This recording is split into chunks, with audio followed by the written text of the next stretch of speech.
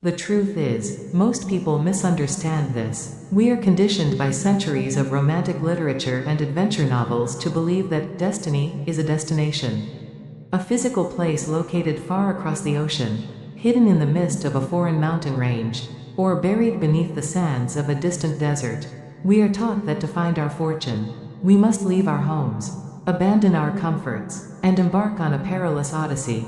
But the sensational, earth-shattering reality revealed in Russell Conwell's Acres of Diamonds is that this belief is not just a harmless myth, it is a psychological disease that has led millions of men and women to ruin. The narrative begins not in a boardroom or a stock exchange, but on the banks of the ancient river Indus, in a time when camels were the chariots of the wealthy and stories were the currency of the wise. The scene is set with a level of atmospheric intensity that rivals a cinematic epic. An old Persian guide, a man of deep wrinkles and deeper wisdom, sits by a crackling fire with a traveler, recounting a legend that is as old as the stones beneath their feet.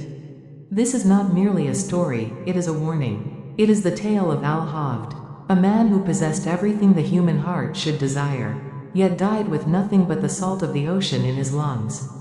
A victim of the most dangerous illusion in the human experience, the belief that over there is better than right here.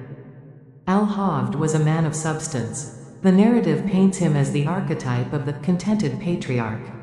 He owned a vast farm, lush with orchards of dates and figs, fields of waving grain, and gardens that smelled of jasmine and rose. He had money out at interest, a loving wife, and children who looked up to him with respect.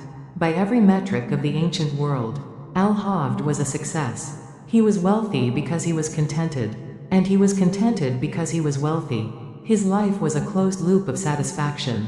But the human soul is a fragile vessel, susceptible to the slightest crack. One evening, an ancient Buddhist priest visited Al-Hafid's home. The priest sat by the fire, his eyes reflecting the dancing flames, and began to speak of the creation of the world. He told of how the Almighty spun the fog to make the granite, how he forged the copper and the silver, and how, in a final act of divine artistry, he created the diamond. The priest's voice dropped to a conspiratorial whisper, vibrating with a sensational intensity that captivated the simple farmer. A diamond, the priest declared, is a congealed drop of sunlight. He spoke of its power, its unyielding hardness, and its infinite value. If you had a diamond the size of your thumb, the priest said, gesturing to the fire, you could purchase the county. And if you had a mine of diamonds, you could place your children upon thrones through the influence of their great wealth. The effect of these words on Al-Havd was catastrophic. It was a psychological amputation. In a single moment, the value of his orchards, his grain, and his gardens evaporated. He went to his bed that night a poor man. He had not lost an acre of land, he had not lost a single sheep, he had not lost a coin from his purse. But he was poor because he was discontented, and he was discontented because he feared he was poor. The demon of comparison had entered his heart. He lay awake, staring at the ceiling, no longer seeing the beauty of his life, but only the phantom sparkle of diamonds he did not possess. The narrative analyzes this shift as the origin of poverty. Poverty, in this context, is not a lack of resources, it is a lack of appreciation. Al-Havd had succumbed to the belief that his current reality was insufficient, simply because a theoretical reality existed that was better. Sleep evaded him. The next morning, he sought out the priest with a frantic, feverish urgency. Will you tell me where I can find diamonds? He demanded. The priest, surprised by the transformation in the man's demeanor, from a calm host to a desperate hunter, replied, Diamonds? What do you want with diamonds? Al-Hafid's eyes burned. I want to be immensely rich. He said, I want to place my children on thrones. The priest, seeing the man's resolve, pointed vaguely to the world beyond. If you will find a river that runs at high noon over white sands, between high mountains, in those white sands you will always find diamonds. The directions were vague, mythical, almost impossible, but Al-Havd did not hear the impossibility, he heard only the promise. The narrative describes the tragic dismantling of a life. Al-Havd sold his farm for a fraction of its value. He collected his money, left his family in the care of a neighbor, and set off into the world, a wanderer in search of a dream. He began his search at the mountains of the moon. He traversed the rugged terrain of Palestine. He wandered through the great cities and wild forests of Europe. Years passed. The narrative accelerates, showing the erosion of the man. His clothes turned to rags. His youth withered into age. His wealth, once substantial enough to buy counties, dwindled to nothing. The diamonds remained elusive, a mirage that retreated with every step he took.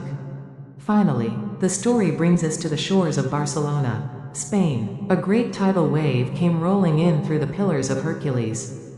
Al-Havd, broken, destitute, and crushed by the weight of his own failure, looked at the oncoming water. He had chased a fantasy across the known world and found only despair. In a final act of tragic surrender, unable to face the shame of his return or the emptiness of his future, he cast himself into the foaming waves and was lost forever. He died a pauper in a strange land, a victim of his own blindness. But the narrative does not end in the waters of Spain. With a cinematic cut, the story snaps back to the banks of the Indus River, to the very farm Al-Havd had sold in his madness. The man who had purchased the farm was a simple soul, content to work the land that Al-Havd had abandoned. He did not dream of thrones, he dreamed of healthy camels and good crops. One day, he led his camel into the garden to drink from the shallow brook that meandered through the property. As the camel drank, stirring up the silt with its nose, the man noticed a curious flash of light from the white sands of the streambed. It was a black stone, unremarkable in shape, but containing a strange eye of light that reflected all the hues of the rainbow. He picked it up, marveling at its weight and its curious beauty, and carried it into the house. He placed it on the mantel above the fireplace, a simple decoration, and returned to his work, ignorant of what he had found. Days later, the same Buddhist priest returned to the farm, perhaps to pay his respects to Al-Hafid's successor. He entered the room and stopped dead in his tracks. The flash of light from the mantelpiece struck him with the force of a revelation. He rushed to the stone, his hands trembling. "Here is a diamond," he cried out. "Has Al-Havd returned?" The new owner shook his head, puzzled. No, Al-Havd has not returned. And that is not a diamond. That is nothing but a stone we found right out here in our own garden. The priest, trembling with excitement, seized the stone. "I tell you I know a diamond when I see it," he proclaimed, his voice rising to a shout. "I know its history, its physics, its soul. This is a diamond." Together, they rushed out to the garden. They stirred the white sands with their fingers, and lo, there were more stones, more beautiful and more valuable than the first. The narrative reveals a sensational truth that echoes through the corridors of history. This was the discovery of the Golconda diamond mines, the most magnificent diamond deposit the world has ever known, the Koh-i-Noor that sits in the crown of the Queen of England, the Orlov diamond in the Russian scepter. They all came from this single plot of land. The irony is cataclysmic. Al-Havd had owned acres of diamonds. He had walked over them every day. He had watered his crops with the stream that hid them. But he had sold them for a pittance to travel the world in search of the very thing he had left behind. He died a pauper in a strange land, while the man who stayed and worked the ground became the wealthiest man in the East. The analysis of this tragedy reveals the fundamental blindness of the human condition. We are wired to believe that opportunity is a function of geography. We think that, over there, in a different city, a different job, a different industry, lies the pot of gold. We look at the mountains in the distance and see them as purple and majestic. But the mountains we stand on seem composed only of rough rocks and dirt. The lesson is brutal. Diamonds do not look like diamonds in their rough state. To the uneducated eye, they look like common black stones. Al-Havd failed not because there were no diamonds, but because he did not know what a diamond looked like in the rough. He was looking for the cut and polished gem, the finished product, not the raw opportunity. The narrative transitions from the ancient legend to the gritty reality of the American frontier, proving that this blindness is not a Persian fable but a human universal. Conwell recounts the story of a man living in California in 1847. This man owned a ranch. He heard that gold had been discovered in Southern California, and the fever took him. He sold his ranch to Colonel Sutter and went off to hunt for gold. He spent the rest of his life wandering, never striking it rich. Meanwhile, Colonel Sutter, the man who bought the ranch, built a mill on a stream that ran through the property. One day, his little girl brought him some wet sand from the raceway. In that sand, they found the first flakes of gold that triggered the California gold rush. The man who had sold the ranch had been sitting on top of the richest gold mine in the continent. He sold it to go look for gold elsewhere. The sensational absurdity of it stuns the listener. The seller was literally sitting on the gold, but he was so busy looking at the horizon that he never looked down. The story intensifies with another example. Moving to the oil fields of Pennsylvania, a man owned a farm there and found the black, sticky substance in the creek to be a nuisance. It ruined the water for his cattle. He wrote to his cousin in Canada, complaining about the poor quality of his land. The cousin wrote back, suggesting he sell the farm and come to Canada to work in the oil industry, which was booming. The man caught the fever. He studied oil production. He learned the geology. He became an expert in theory. He sold his farm for $833, a paltry sum, and moved to Canada. The new owner of the farm, trying to water his cattle, found the creek dammed up by a plank the previous owner had placed there to stop the oil from flowing. He removed the plank, and a tidal wave of oil surged forth. This farm became the site of the first great oil well in Titusville, Pennsylvania. It produced millions of dollars in wealth. The man who sold it had studied oil. He knew the theory of oil, but he did not recognize the oil ruining his own creek. He was an expert in the abstract, but a fool in the concrete. The psychological flaw exposed here is the farsightedness of greed. When we are consumed by the desire for wealth, our vision extends to the horizon, blurring everything in our immediate vicinity. We undervalue what we have because we have it. Familiarity breeds contempt, and in business, familiarity breeds blindness.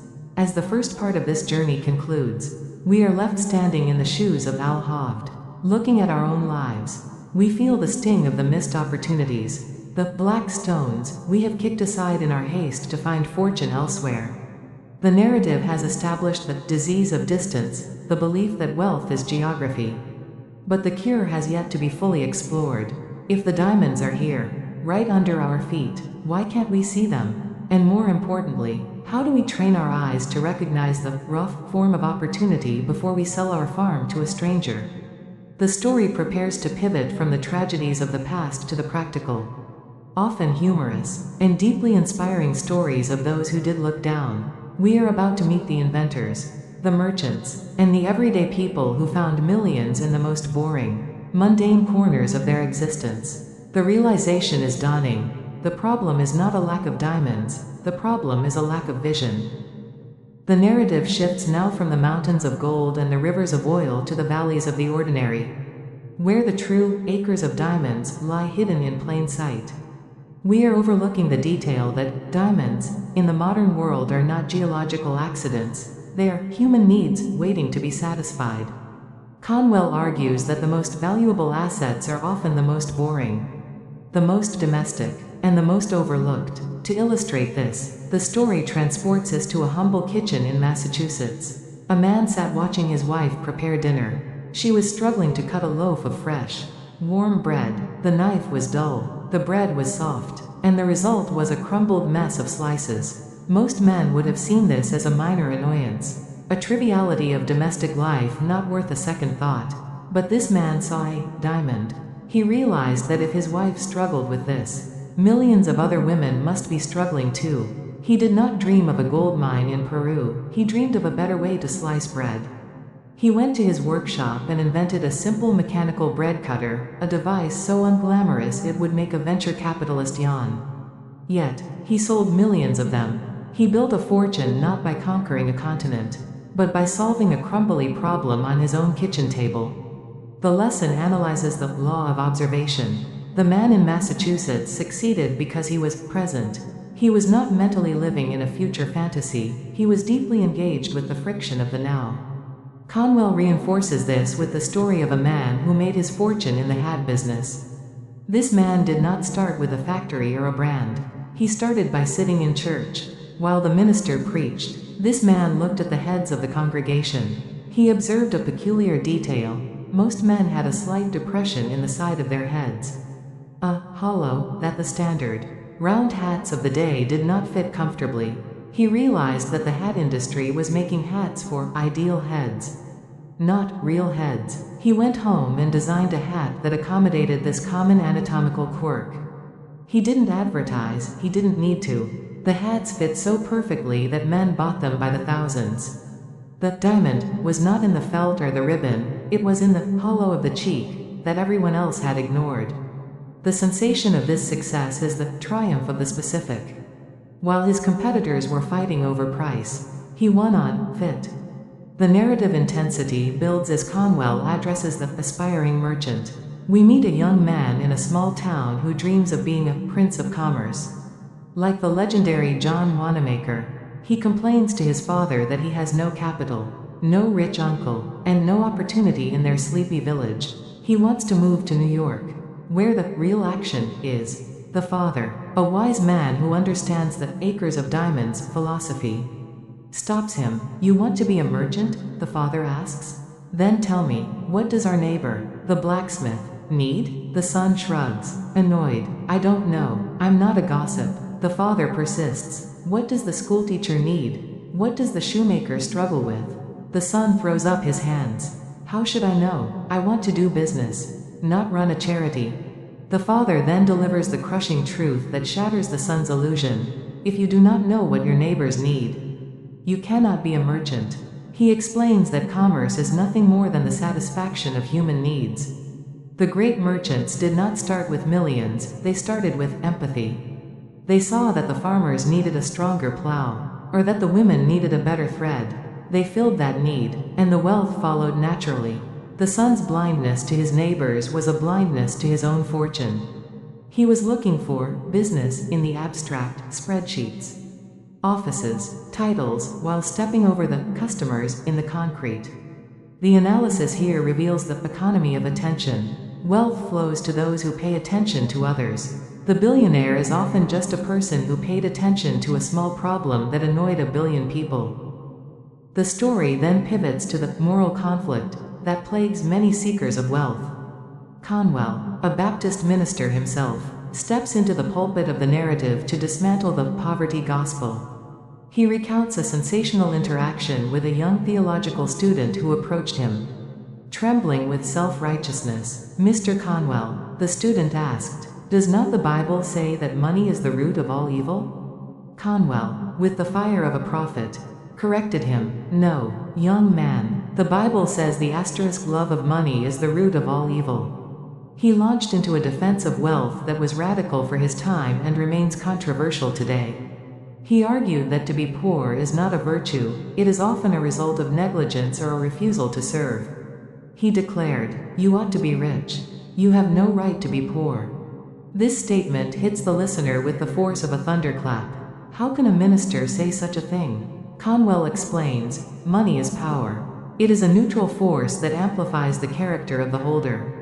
Money is the printed Bible. Money is the brick of the church. Money is the salary of the missionary. Money is the medicine for the sick. To reject money is to reject the power to do good. The man who says, "I do not want money," is effectively saying, "I do not want to help my fellow man." He tells the story of a man who invented a better way to make matches. Before his invention, match workers suffered from phossy jaw, a horrific disease caused by white phosphorus. The new invention made matches safer and cheaper. The inventor became a millionaire. Was he a villain? No, he was a savior. His wealth was the certificate of service given to him by a grateful society. The analysis here reveals the sanctification of commerce. When business is done honestly, when $1 of value is traded for $1 of cash, it is a holy act. It improves the world. The acres of diamonds are not just for personal luxury, they are the fuel for social progress. The narrative flow carries us to the myth of capital. The most common excuse for failure is, "I have no money to start." Conwell shatters this with the story of a man named Mr. Ash. Mr. Ash had started with nothing, literally zero. He had walked into a store and asked for work. He saved every penny. He bought a simple jackknife for a few cents. He noticed that the handles of standard knives were clumsy for children to use. He traded up, improved the design slightly, and sold it for a profit. He bought a few buttons. He traded them. He slowly, painfully, built a snowball of capital. Conwell argues that capital is not money, capital is character. If you cannot manage 50 cents, you cannot manage $50,000. The sensational truth is that starting with inherited wealth is often a curse. He cites the statistics of the heirs, out of 17 rich men's sons. Often only one dies rich. Why? Because they never learned the art of the acorn. They started with the oak tree, and because they didn't grow it, they didn't know how to keep it from rotting. They spent their lives trying to spend the diamonds, not dig for them. The story intensifies as Conwell dissects the greatness of the ordinary. We live in a world that worships the great man, the president, the general, the celebrity. We think that to be great, we must leave our homes and ascend to a high office. Conwell destroys this illusion with the story of the Battle of the Wilderness. During the Civil War, a certain regiment was ordered to hold a position at all costs. The standard bearer was shot down. The flag fell in the mud. The line began to waver. A simple private, a boy from a farm who had never held office, never sought glory, and whose name was unknown to the generals, leapt forward. He grabbed the flag, wiped the mud from it, and held it high amidst the hail of bullets. He rallied the troops. He saved the line. He was not a general, he was not a senator. He was a nobody, but in that moment, he was the greatest man in the army. Conwell argues that greatness is not a title, it is a quality of character that shines brightest in the darkest, most ordinary corners of life. The woman who raises her children with love and integrity in a small cottage is greater than the king who neglects his subjects in a palace. The man who keeps his word in a business deal of $5 is greater than the tycoon who cheats for $5 million. The acres of diamonds are often found in the soil of duty. By doing the small, boring, difficult thing that is right in front of you, whether it is raising a child, sweeping a floor, or balancing a ledger, you are mining the rarest diamonds of all, integrity and reliability. The narrative moves to the illusion of the far-off charitable cause. Conwell criticizes those who want to save the world, but ignore the starving family down the street. He tells of a church committee that raised thousands of dollars for foreign missions to convert the heathen, while the roof of their own sexton's house was leaking and his children were hungry. He argues that charity begins at home. This is not selfishness, it is strategic benevolence. You cannot lift the world if you are standing on quicksand. You must build a strong foundation of wealth and stability in your own community first, and then expand outward. The acres of diamonds philosophy demands that you bloom where you are planted before you try to seed the clouds. The analysis reveals the hypocrisy of distance. It is easy to love the abstract poor in a distant land, it is hard to love the difficult, smelly, annoying poor neighbor next door. But the diamond is always next door. As the second part concludes, the listener is stripped of their excuses. The lack of capital excuse is gone, Mr. Ash. The moral objection is gone, the gospel of wealth. The need for greatness excuse is gone, the battle of the wilderness. We are left with the uncomfortable realization that the only barrier between us and our acres of diamonds is our own willingness to serve. The diamonds are not hidden, they are just disguised as work.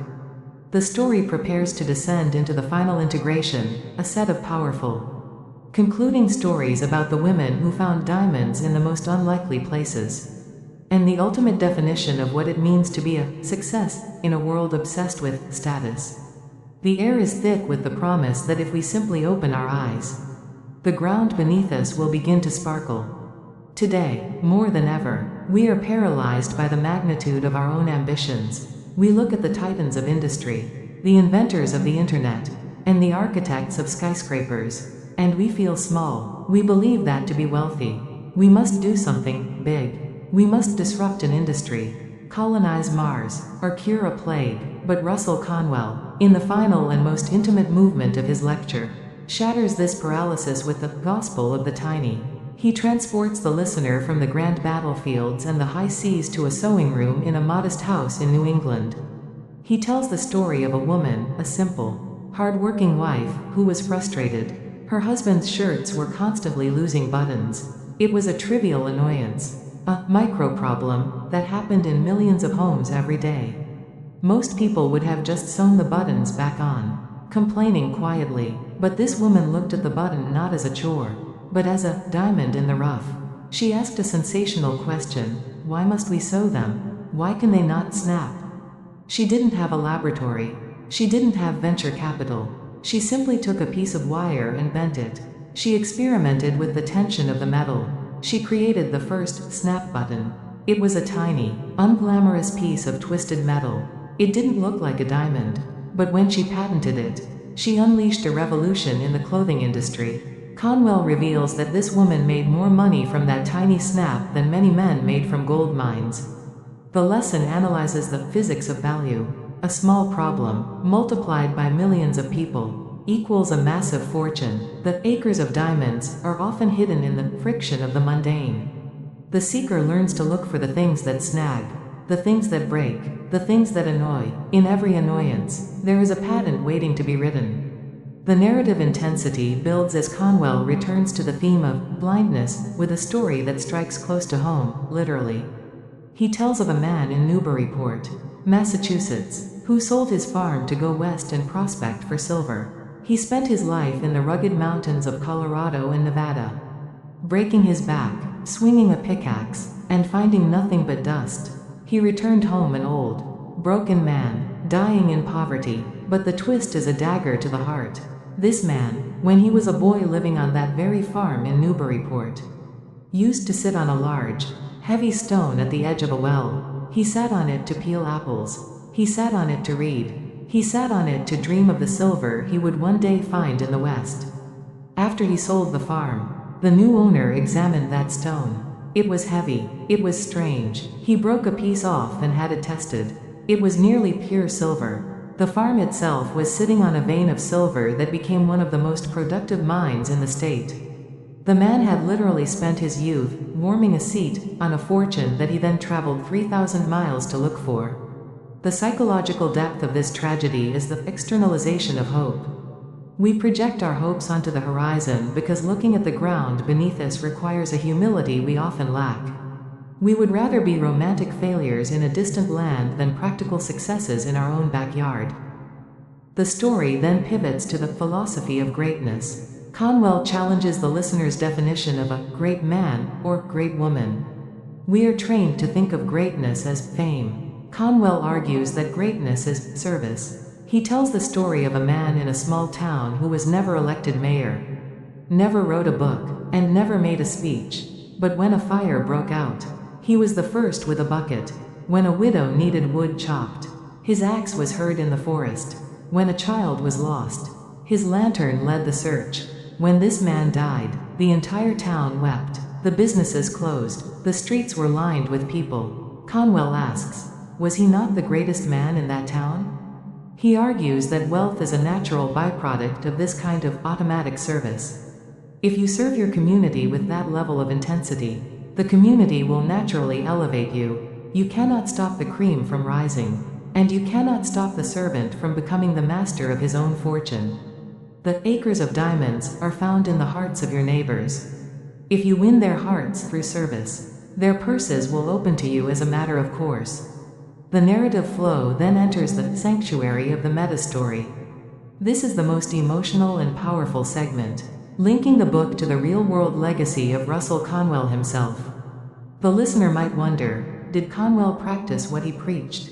The answer is the story of the 57 cents. Conwell tells of a little girl named Hattie Mae Wyatt who stood outside his small, crowded church in Philadelphia, crying because there was no room for her to enter. Conwell lifted her onto his shoulders and carried her inside.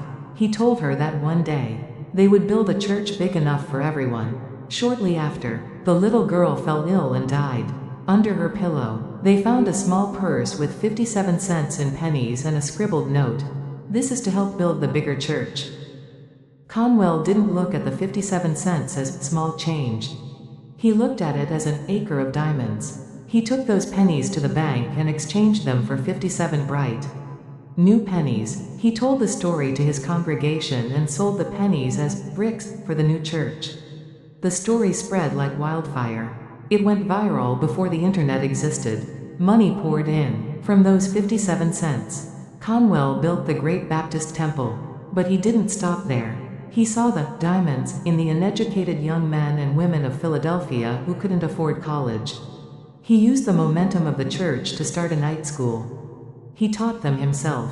That night school grew. It became Temple University, one of the largest universities in the United States. And he founded the Samaritan Hospital, now Temple University Hospital. The sensational realization hits the listener, this entire empire of education and healing, which has served millions of people for over a century, started with ** 57 cents. It started with a diamond that looked like pennies. If Conwell had waited for $1 million endowment, he would have waited forever. Instead, he dug where he stood. He took what he had, a tragedy and a handful of copper, and transmuted it into a legacy. This is the ultimate proof of the book's thesis. Greatness is not about the resources you have, it is about the resourcefulness you apply. The acres of diamonds are not physical assets, they are the potential energy stored in the smallest acts of faith and courage. The narrative momentum builds to the final charge. Conwell addresses the listener directly, stripping away the last vestiges of hesitation. He attacks the excuse of time. He tells of men who started at 40, 50, 60. He argues that age is irrelevant because opportunity is eternal. As long as there are human beings with problems, there are diamonds to be mined. He attacks the excuse of location. He points to the mud of the farm, the grease of the factory, the paper of the office. He demands that the listener look at their own hands. What can these hands do? He thunders. What can this mind conceive? He reframes the entire world as a garden of riches, disguised as a wilderness of work. The analysis of the final movement reveals the spirituality of commerce. Conwell bridges the gap between the material and the divine. He posits that God did not hide the diamonds to taunt us, he hid them to test us. He hid them in the rough to force us to learn the art of polishing. He hid them in the ground to force us to learn the dignity of digging. The acres of diamonds are a reward for the evolution of character. You do not get the diamond and then become a great person, you become a great person. And the diamond reveals itself to you. The wealth is the echo of your own growth. The climax leads to a state of radiant clarity. The listener stands at the end of the journey, no longer looking at the horizon with longing, but looking at the ground with reverence. The job they hate is no longer a prison, it is a mine. The difficult boss is no longer a tyrant, he is a customer. The small town is no longer a trap, it is a market. The giant within has awakened, armed with the pickaxe of observation and the shovel of service. The fear of missing out is replaced by the thrill of digging in. Analyze the ultimate meaning that the book intends to convey. * Acres of Diamonds is a manifesto for imminent abundance. * Russell Conwell's core message is that wealth is a state of awareness. The universe is saturated with opportunity, but it is invisible to the eye of greed and visible only to the eye of service. The book serves as a psychological compass, redirecting our focus from the there to the here, from the then to the now. It teaches that the only way to escape poverty is to embrace the richness of the immediate moment. The final lesson is one of universal possibility, no matter who you are. No matter where you live, no matter what you have, you are standing on holy ground. The diamonds are real. The only question is, are you willing to dig? The journey ends not with a map to a treasure, but with a mirror. You realize that you are the mind, your energy, your love for your neighbor. These are the acres of diamonds. And the moment you start to serve, the ground beneath your feet turns to gold. He who can see the invisible can do the impossible. Dig in your own backyard. For you are standing on a fortune.